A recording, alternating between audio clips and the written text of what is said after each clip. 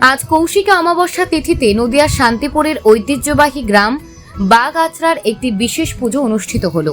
এই পুজোর অন্যতম আকর্ষণ ছিল ৪৫ বছর পর বাগদেবী মন্দিরে মৃন্ময়ী দেবীঘট পরিবর্তন করে তামার দেবীঘট প্রতিষ্ঠা।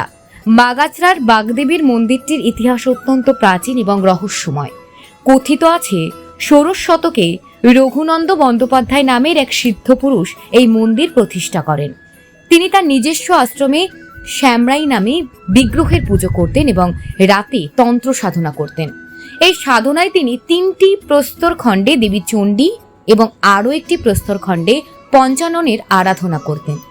বর্তমানে এই প্রস্তর খণ্ডগুলি বাগদেবী রূপে পূজিত হয়।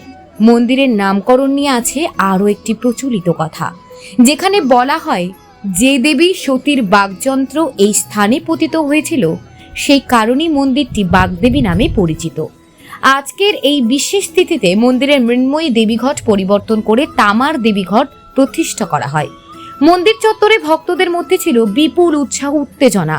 বিকেল থেকে মন্ত্র উচ্চারণের মাধ্যমে শুরু হয় পূজা, যেখানে গ্রামের সকলে ভিড় জমায়। প্রতিবারের মতো এবারও কৌশিকী অমাবস্যায় এই বিশেষ তিথিতে মা বাগদেবীর পুজো দেখতে ভক্তদের ভিড় উপচে পড়ে মন্দির প্রাঙ্গণে। Bureau report, news prime Times.